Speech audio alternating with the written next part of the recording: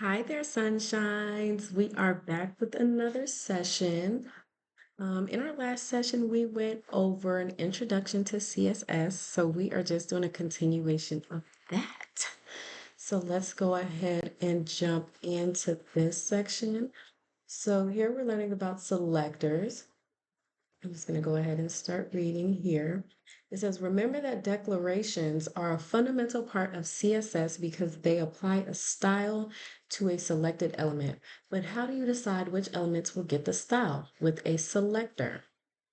Okay, right now, these just sound like words to me. So I went to this very helpful resource called W3 Schools, and I will link this into the description.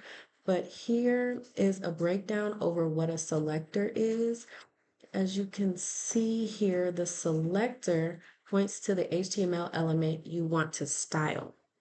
So here in this example, the selector would be the header one, and then the declaration block contains one or more declarations separated by semicolons.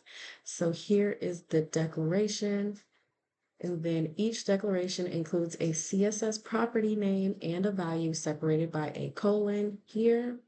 And then multiple CSS declarations are separated with semicolons here. So one declaration separated with a semicolon and another declaration here. And declaration blocks are surrounded by curly braces. Okay, so in this example, this right here is the selector or paragraph. And then here is one declaration, semicolon, and another declaration. Okay, so now that we're caught up on that, let's go back to our lesson here. So a selector is used to target the specific HTML elements to be styled by the declaration. One selector you may already be familiar with is the type selector.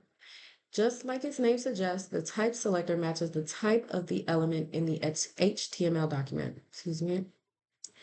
In the previous lesson, you changed the color of a paragraph element. So here is our selector, and then our declaration is what changes the color.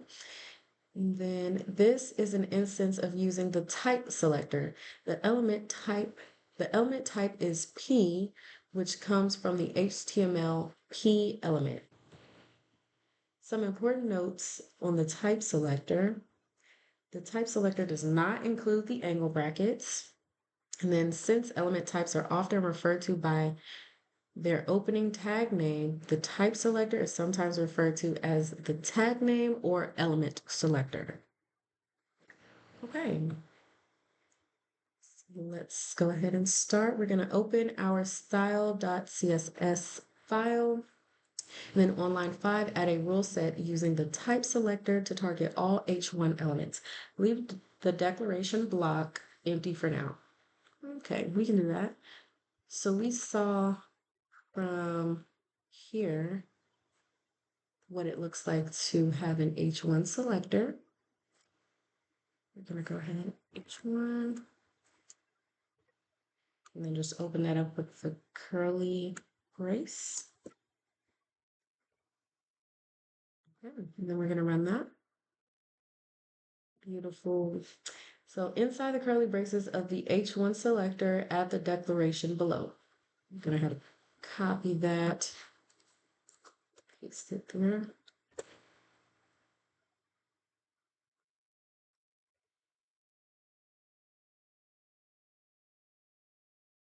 Note that the content of the web page will update because we've already linked style CSS to index HTML. Okay, let's run that. Okay, so what that did, could y'all see that there? Here, we're just gonna take this away and take a look at top vacation spots. So we're gonna run that.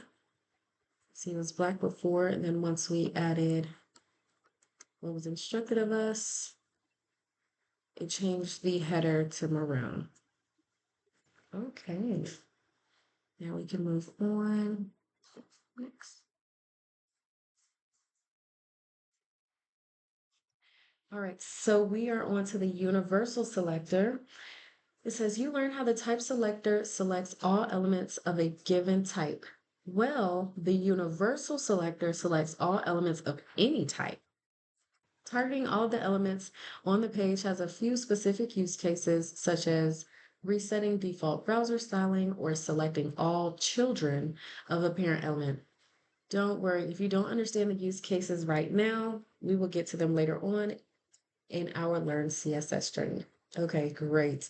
The universal selector uses the star character asterisk. That's what it is.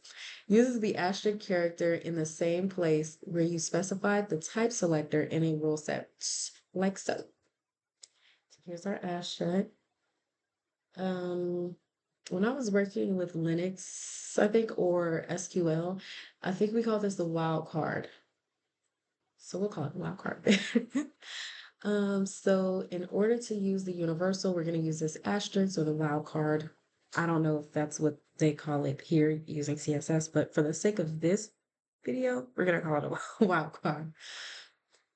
So there we go. In the code above, every text element on the page will save its font, will have its font changed to Verdana. Okay. To see how the universal selector targets all elements on a page, copy the rule below and paste it on the first line of style.css. Okay, we're going to copy that. And go to our first line and paste it there. All right, so this is what the page looks like before we run it. Now we're going to run it. Okay, now there are borders that are red. Okay. Moving on. All right, so our next selector is the class selector. So CSS is not limited to selecting elements by their type. As you know, HTML elements can also have attributes. When working with HTML and CSS, a class attribute is one of the most common ways to select an element. For example, consider the following HTML. Okay, so this is a paragraph with the attribute class set to brand. Okay, so the paragraph element in the example above has a class attribute within the opening tag of the paragraph element. The class attribute is set to brand. To select this element using CSS, we can create a rule set with a class selector of dot brand. You okay? Okay. To select an HTML element by its class using CSS, a period. Good. Okay. Ooh, where are we? Okay. To select an HTML element by its class using CSS, a period must be appending to the class's name. In the example above, the class is brand, so the CSS selector for it is dot brand. Okay, that was a lot. So here in HTML, when we set the attribute to brand, we can reference it in CSS by just putting a period in front of that attribute name.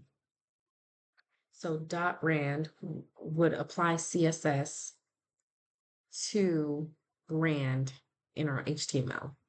That's what I gathered from that. So on line 11 of index.html, there's an h1 element with the class title. Now open style.css, and on line 13, use the class selector to create a rule set that selects that HTML element using the class title. Okay. Okay. So line 11, there's an h1 element with the class set to title. Now open the style.css and on line 13 here, use the class selector to create a rule set title. So we're going to use that period to reference that attribute in HTML. And we're going to open it up with curly braces. And I think that's how it should look according to our example up here. So let's go ahead and run that. Beautiful.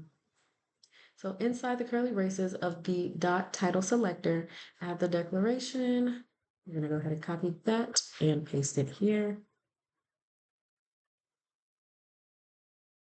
And then this code will change the color of the H1 with the title class to teal. Okay, so let's reference our HTML really quickly. So H1 title. So top vacation spots here. This is the H1 element with the class set to title. And then what it's going to do here is change the color to teal.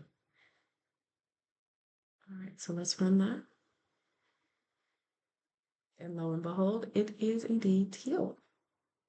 All right, so let's go ahead and move on. All right, so now we are dealing with multiple classes. So we can use CSS to select an HTML element's class attribute by name. And so far, we've selected elements using only one class name per element.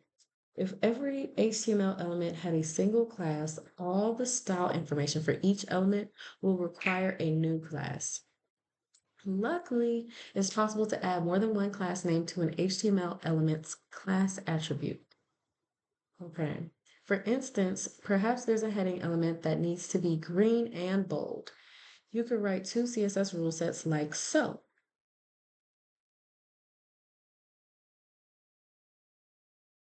Okay. Then you could include both of these classes on one HTML element like this. Okay.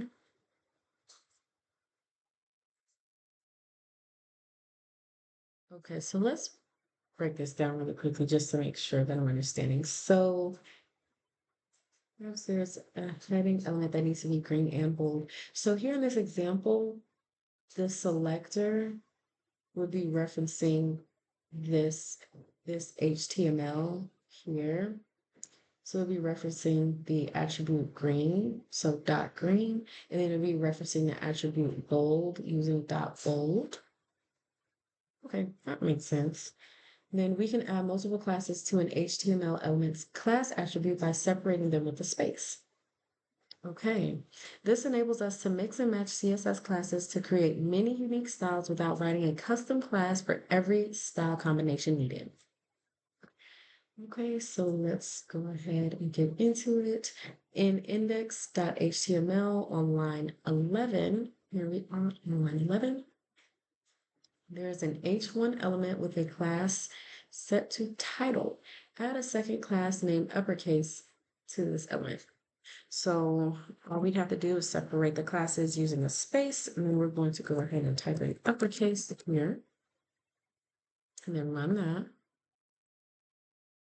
Nothing should change. Then next, let's navigate to the style.css file and add a rule set using the .uppercase class selector. Then add the declaration below inside the curly braces. So we're going to navigate to style.css. Then we're going to add a rule set. So I'm just going to add it here, and it's going to reference .uppercase.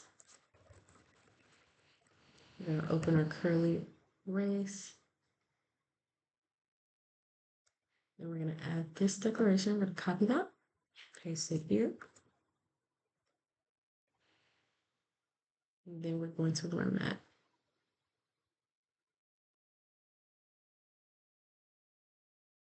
Okay. Y'all see what happened? This copy. So we're gonna reference this top vacation spots again. Just take a look at that here. We're gonna run this and see what happens. It's uppercase and lowercase, so only the first letter in each word is capitalized. And we're gonna paste here and run that. And then what happens to the title is it's all capitalized, so it's all in uppercase. Nice. All right, I'm going to move on to the next portion. So now we're looking at the ID selector. Oftentimes, it's important to select a single element with CSS to give it its own unique style. If an HTML element needs to be styled uniquely, we can give it an ID using the ID attribute. Okay, we're familiar with this. We're familiar with this ID attribute here. So in contrast to class, which accepts multiple values and can be used broadly throughout an HTML document, an element's ID can only have a single value and only be used once per page. Okay. To select an element's ID with CSS, we prepend the ID name with a number sign. For instance, if we wanted to select the HTML element in the example above, it would look like this. All right, so when we're referencing an attribute or a class, then we would prepend that with a period. But since we are referencing the ID, then we are going to prepend it with the number sign or a hashtag. Got it. So this is what it looks like. The ID name is a large title, therefore the CSS selector for it is hashtag large title. So on line 11 of index.html, inside the H1 opening tag and after the class attribute, add an ID with the value set to article title. And so let's look for line 11. Here it is. Inside the H1 opening tag after the class attribute here.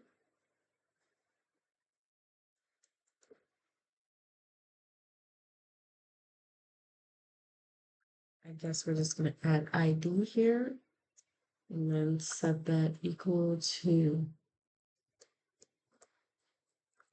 article dash title. And then run that. Nice. Navigate to the style.css file. Add a rule set using the ID selector to target the article dash title ID. Inside of its curly braces, write the declaration. We're going to go ahead and copy this declaration, navigate to our style.css file, and then here. So to reference our ID in HTML, we're going to use that hashtag or the number sign. And then it was article dash title.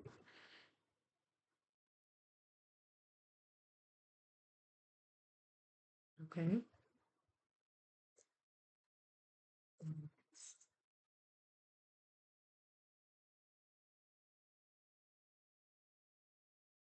Let's try to run that.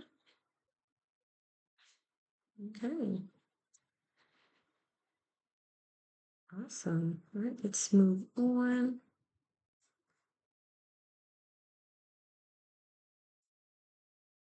Alrighty, so attribute.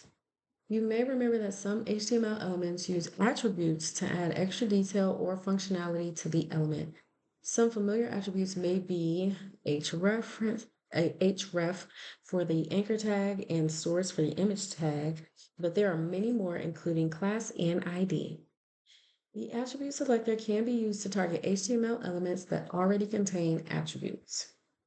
Elements of the same type can be targeted differently by their attribute or attribute value.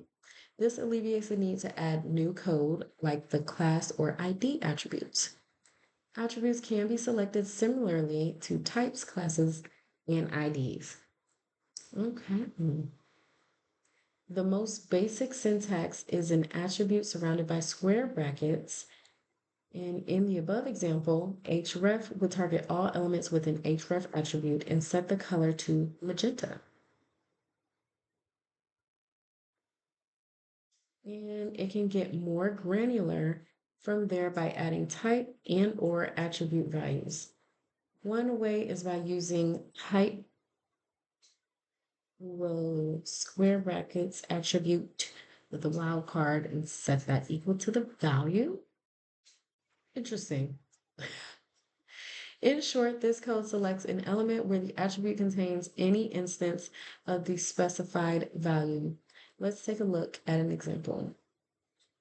So here, our image with our source set to images slash seasons, so on and so forth.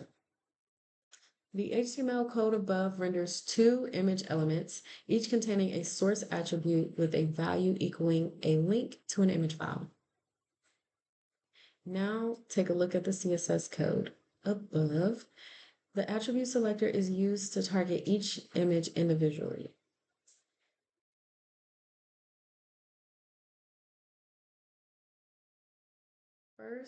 The first rule set looks for an image element with an attribute of source that contains the string winter and sets the height to 50 pixels. The second rule set looks for an image element with an attribute of source that contains the string summer and sets the height to 100 pixels.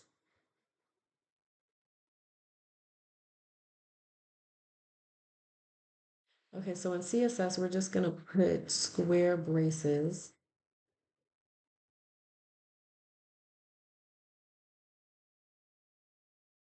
Okay, around the attribute. And we cannot forget about this here, this asterisk. Okay, I'm just trying to soak in this syntax really quickly because we know it's going to ask us to do an example. All right, let's move on. So notice how no new HTML markup like a class or ID needed to be added, and we were still able to modify the styles of each image independently. This is one advantage of using the attribute selector. Okay, so to use the attribute selector to select the anchor element with an href attribute value containing Florence, add the following code to the style.css file. So we're just going to copy that.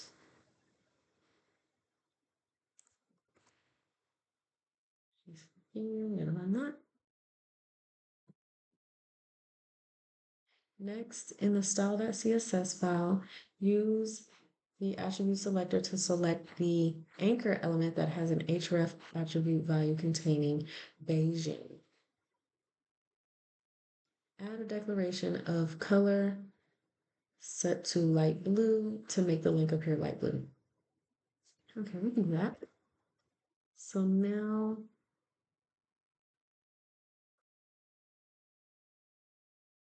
it's gonna look like A, and then open up that square bracket, href, the wild card here. Set that equal to Beijing. And open your curly brace. Copy your declaration, copy, and then paste it here. Looks very similar. Let's run that.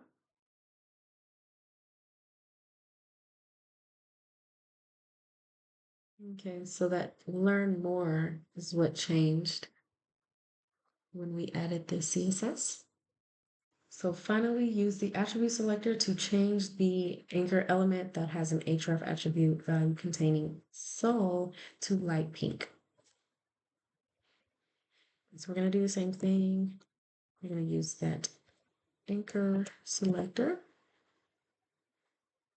And then the way that we reference an attribute is by opening up the square brackets and then exiting.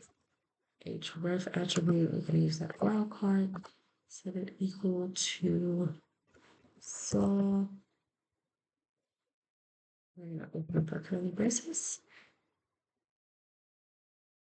and start with the declaration. And our property name is going to be color, and the value is going to be set to light. We're going to end that with a semicolon. And then we'll scroll here. See, it's that blue color. We're going to run this. Lo and behold, it's light pink now. So moving on. Alrighty. So here, we'll let this be our last section for this session. And it's going to be over pseudo-class. So you may have observed how the appearance of certain elements can change or be in a different state after certain user interactions. For instance, when you click on an input element and a blue border is added showing that it is in focus. When you click on a blue anchor tag or a blue anchor link to visit to another page, but when you return, the link's text is purple. Yes. When you're filling out a form and the submit button is grayed out and disabled, but when all the fields have been filled out, the button has color showing that it's active. These are all examples of pseudo-class selectors in action. In fact, focus, visited, disabled, and active are all pseudo-classes. Factors such as user interaction, site navigation, and position in the document tree can all give elements a different state with pseudo-class. A pseudo-class can be attached to any selector. It is always written as a colon followed by a name. For example, key colon hover. So in the above code, whenever the mouse hovers over a paragraph element, that paragraph will have a lime-colored background. Okay, cool. So here we're going to add a rule sets to the end of the style.css file that selects the anchor element on the page. Leave the declaration block empty for now. Okay, so we're in style.css already. We're going to scroll down here and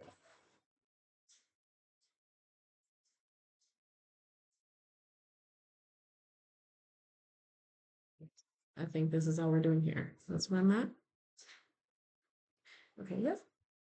So next we're going to add a colon hover pseudo class to the A selector we just created here. So I'm going to do colon hover and then run that.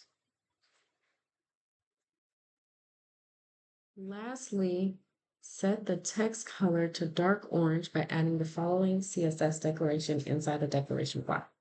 So really quickly before we do that, what do we think is going to happen here in our browser? Personally, I think that every link,